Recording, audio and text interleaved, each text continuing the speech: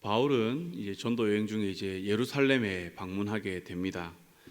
방문 목적은 무엇이냐면 여러 교회에서 이제 모금한 연보를 전달하고 또 예루살렘 성도들을 진정시키기 위한 그런 목적이 있었습니다. 그리고 그는 그 연보를 전하고 자기의 목적을 이룬 다음에 바로 이제 로마로 가려고 계획을 했죠. 그 내용이 19장 21절에 나옵니다. 그러나 바울의 계획은 틀어지게 되죠. 아가보의 예언처럼 그는 어떻게 됩니까? 억울하게 옥살이를 하게 됩니다. 무려 2년간 말이죠. 바울에게는 큰 시련입니다. 그리고 그의 선교 계획에 큰 차질이 생긴 것이죠. 우리가 생각할 때 어떻게 보입니까? 주의 일을 하고 복음을 전하고 선교를 하면 모든 일이 잘 풀려가야 되잖아요. 뭔가 내가 계획하는 것이 있다면 하나하나 하나님께서 도와주시고 그 일을 맡고 있으면 그 맡고 있는 담 또한 다 무너뜨려 주셔서 순적하게 계획한 대로 가야 되는데, 바울의 모습을 보면 뭔가 하나님이 맡고 계신다라는 생각이 들 정도로 일이 지금 잘 안 풀리는 것입니다. 뭐 하루 이틀 감금될 수도 있겠죠. 그러면 하나님께서 빨리 풀어주셔서 계획한 대로 로마로 가게 해야 되는데 그게 아닙니다. 하루가 지나고 이틀이 지나고 한 달이 지나고 두 달이 지나도 아무런 변화가 없습니다. 뭐 1년이 지나도 그대로입니다. 그 무려 2년간 그는 예루살렘에서 이제 감금되어 있는 것이죠. 그런 생각이 들었을 것 같아요. 저 같으면 정말 아가보의 예언이 맞구나. 그러면 내가 로마로 가는 것이 하나님의 뜻이 아닌가? 이런 생각이 들었을 것 같습니다. 그런데 그는 그 상황 가운데서도 절망하지 않습니다. 하나님을 원망하지 않는 거예요. 하나님 왜 이러십니까? 내가 뭐 다 내 잘 되고자 내 계획을 이루고자 그러는 것입니까? 복음을 전하고 하나님의 뜻을 전하고 많은 사람들을 주께 돌아오게 하기 위한 이러한 모든 계획 가운데 내 뜻이 없음에도 불구하고 내가 주의 뜻을 이루고자 하는데 왜 이러십니까? 이렇게 원망하지 않는다는 것이죠. 그는 감금되어 있는 그 순간에도 무엇에 전념하냐면 기도와 말씀으로 자신의 경건 생활에 집중하고 그는 나아갔다는 것입니다. 데살로니가 교회 성도들에게 바울은 이렇게 말하죠. 범사에 감사하라. 이것이 그리스도 예수 안에서 너희를 향한 하나님의 뜻이니라. 그냥 우리가 이것을 보면 크게 와닿지 않습니다. 모든 일 가운데 그래 감사하라. 뭐 그럴 수 있겠지라고 생각할 수 있지만 바울의 이 모든 선교의 사역들, 그의 삶을 보면요, 사실 범사에 감사할 수 있는 상황들이 얼마나 있겠습니까? 좋은 환경에서 우리가 감사가 나오는데 그의 삶을 보면 전혀 그렇지 않다는 것이죠. 오늘 말씀도 그렇습니다. 오늘 말씀 보니까 그는 계속해서 어려움을 겪고 있습니다. 그러나 그는 본인이 한 말대로 내가 믿는 그 예수 그리스도의 그 신실함을 의지하면서 그는 감사한 그런 삶을 살아가고 있다는 것이죠. 그런데 오늘 등장인물을 보면요, 또 바울 외에도 몇 명 더 있죠. 벨릭스가 나옵니다. 벨릭스는 어떤 사람이냐? 그는 노예 출신입니다. 그는 글라우디오 황제의 부친인 안토니아에 의해서 그는 자유인이 됩니다. 그리고 주후 52년에 그 유대 총독이 되는 것이죠. 정말 자수성가한 사람입니다. 정말 노예에서 유대 총독까지, 뭐 당시에 이런 일이 흔했겠습니까? 정말 그는 승승장구한 것이죠. 그에게는 아내들이 몇 명 있었는데 그중 한 명이 누구였냐면 드루실라였습니다. 드루실라 이 여인은요, 이미 다른 사람의 아내였습니다. 그런데 벨릭스가 그를 빼앗은 것이죠. 사람들이 벨릭스를 평가하기를 이렇게 평가를 합니다. 노예의 심리로 왕권을 휘두른 잔인하고 탐욕스러운 지배자다. 그가 노예의 신분으로 있는 그 정서와 그러한 마음으로 그는 그의 유대 총독의 그 자리에서 그의 권위를 마음대로 휘둘렀다는 것이죠. 무엇을 위해서요? 자신의 탐욕을 위해서, 자신의 욕망을 위해서 그는 정당하게 판단하기보다는 자신의 유익을 위해서 판단하고 나에게 도움이 되는 것에 더 집중을 했던 사람이죠. 그리고 그의 후임이 있습니다. 베스도라는 사람이죠. 그는 로마 정부로부터 해임된 벨릭스 총독의 후임으로 왔습니다.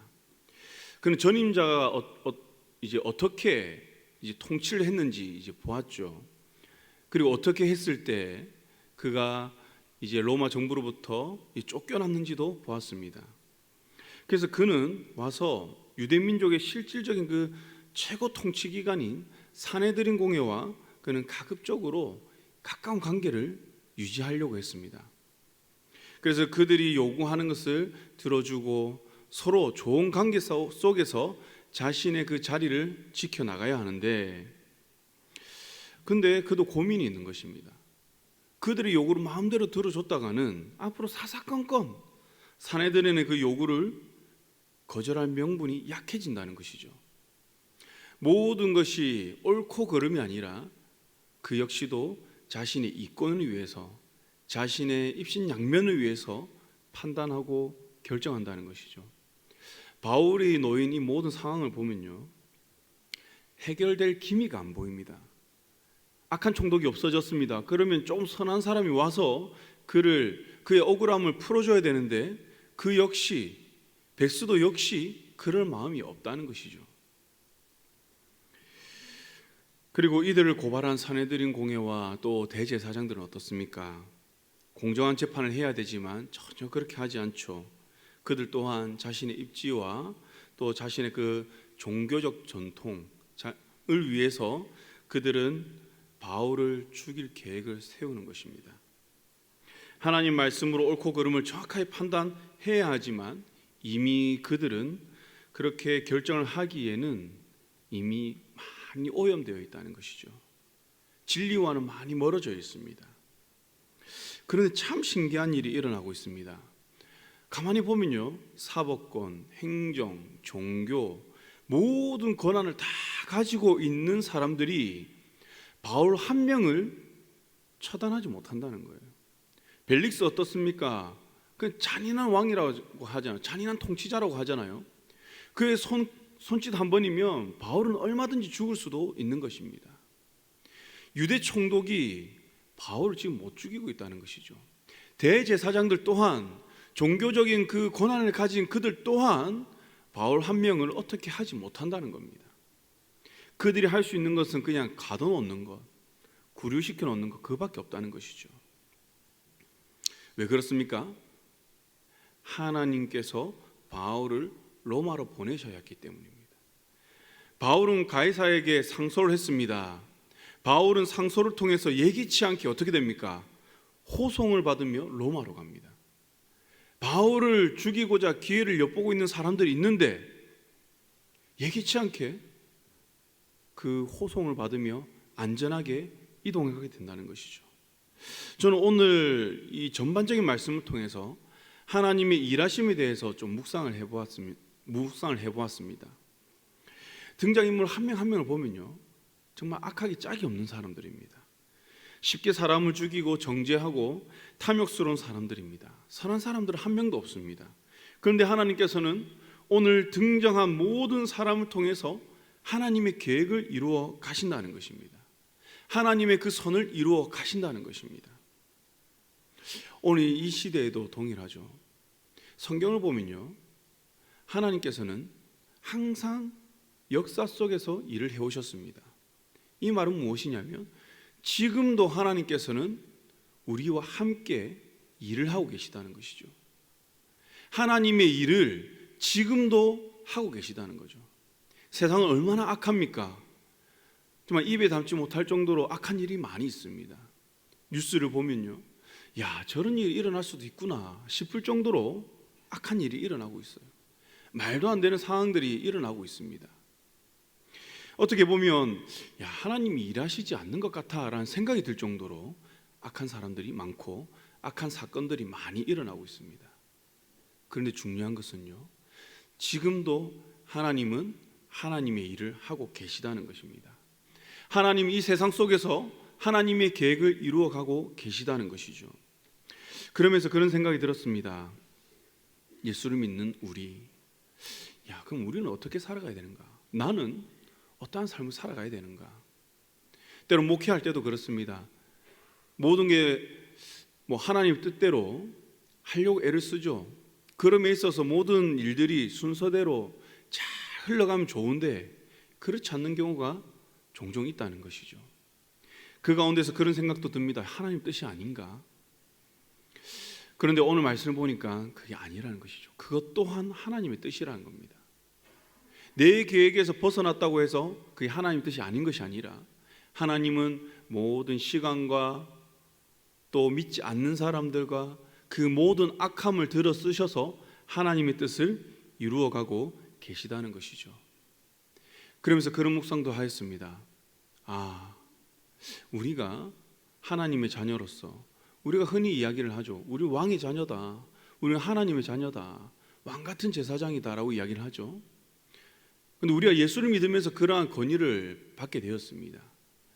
이전엔 죄의 노예로 살아가다가 이제 예수를 믿음을 통해서 하나님의 그 은혜를 통해서 우리는 자유인이 된 것이죠.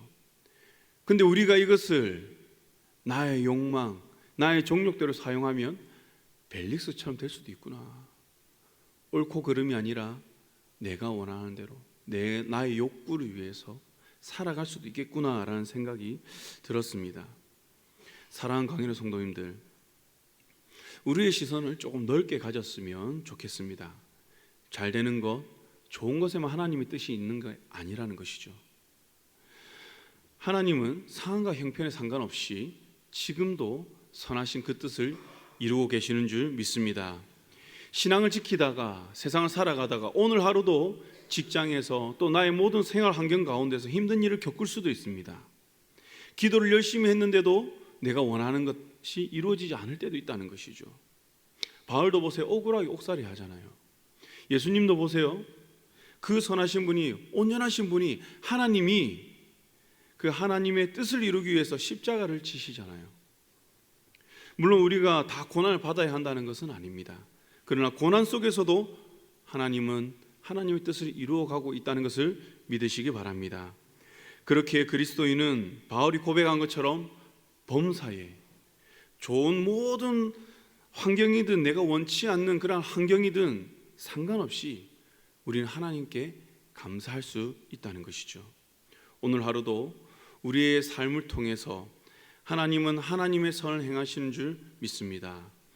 바울이 감옥에서 2년간 귀한 시간을 허비한 것 같지만 하나님은 그의 1분 1초도 그는 허비하지 않으시고 모든 시간을 주님의 뜻을 이루는데 사용하고 계셨다는 것입니다. 여러분들의 오늘 시간을 주님이 쓰시는 줄 믿으시길 바라며 오늘 하루 주님 앞에 신실하고 그리고 감사함으로 모든 시간을 드리는 저와 여러분들이 되기를 주님의 이름으로 축복합니다. 함께 기도하겠습니다. 먼저 말씀 붙들고 기도하실 때 사랑과 은혜 충만 하나님 아버지, 정말 우리의 모든 환경 가운데서 지금도 역사하시는 그 하나님을 믿고 나아갑니다. 오늘 하루도 주님께 올려드리오니 나의 삶을 받아 주시옵소서. 주님의 그 선하신 뜻 가운데 나를 사용하여 주시옵소서. 또한 나라와 민족을 위해서 기도합니다. 아버지 하나님, 우리나라 정치, 경제, 사회 모든 분야 가운데 주님께서 안정시켜 주시고 아버지 하나님, 모든 통치자들이 아버지 예수 그리스도를 믿을 수 있는 그러한 은혜가 있게 하여 주시옵소서. 그래서 복음 한국으로 다시 세워질 수 있도록 은혜 다하여 주시옵소서. 또한 우리 가정을 위해서 기도합니다. 하나님 아버지, 우리의 가정이 끝까지 이 세대 가운데서 믿음을 잃지 않고 주님만 섬기는 아름다운 가정 되게 하여 주시옵소서. 믿음의 전수가 이루어지는 가정 되게 하여 주시옵소서. 이 세대를 본받지 않고 주의 진리 위에 든든히 세워지는 가정 되게 하여 주시옵소서. 우리 함께 기도하시겠습니다. 사랑 은혜 충만 하나님 아버지, 오늘 말씀 붙들고 나아갑니다. 아버지 안에 어떠한 상황 가운데서도 아버지 주님께서는 주님의 뜻을 이루어 계시는 줄 믿습니다. 오늘 하루도 주님의 뜻을 이루어 가실 것을 믿습니다. 그렇게 아버지 하나님, 나의 생각과 나의 모든 삶을 주님 앞에 올려드립니다. 주여 아버지 하나님, 그 주님의 일하심을 믿고 우리 한 걸음 한 걸음씩 나아갈 때에 우리의 모든 삶 가운데서 날마다 말씀과 기도를 통하여서 하나님의 그 신실함을 믿고 나아가게 하여 주시옵소서. 또한 아버지 우리나라를 불쌍히 여겨주시옵소서. 정치 경제 사회 모든 무장 안정되게 하시며 아버지 악한 문화 끊어지게 하여 주시옵소서. 아버지 복음 한국을 다시 아버지 세워줄 수 있도록 주여 역사하여 주시옵소서. 또한 아버지 우리 가정을 붙들어 주시옵소서. 믿음의 가정을 세워 주시옵소서. 아버지 진리 위에 든든히 세워지는 가정 되게 하여 주시옵소서. 아버지 세상에서 가치관을 받아들이지 아니하고 오직 하나님 나라의 그 백성으로서의 그 가정을 이루어갈 수 있도록 은혜 하여 주시옵소서. 아버지 하나님 함께해 주시옵시고 오늘 사랑의 충만 하나님 아버지, 오늘 이 순간도 우리의 삶의 1분 1초도 허비하지 않으시고 다 주의 뜻을 이루는 데 사용하시는 하나님 아버지, 우리가 이를 믿고 나아갑니다. 그렇게 아버지 하나님 그 신실하신 하나님을 믿기에 우리 날마다 범사에 감사하며 나아갈 수 있는 줄 믿습니다. 오늘 하루도 주님 앞에 올려드리오니 주님께서 우리의 삶을 받아주시고 우리의 삶을 통하여서 주의 뜻이 이루어지게 하여 주시옵소서. 아버지 하나님 우리의 이 나라와 민족을 불쌍히 여겨주시옵소서. 주님만 아버지 하나님 섬기는 우리 이 나라 되게 하여 주시옵시고 주님의 뜻을 아버지 이 전 세계 만국에 전하는 복음 한국으로 다시 세워 주시옵소서. 또한 우리 가정 또한 주님 붙들어 주셔서 아버지 하나님 믿음의 gat대가 끊어지지 아니하고 이 세상을 본받지 아니하고 아버지 하나님 주님의 통치가 있는 우리 믿음의 가정 되게 하여 주시옵시고 아버지 하나님 우리 가정 가운데서 주님께서 주시는 기쁨과 평안이 날마다 흘러넘치게 하여 주시옵소서.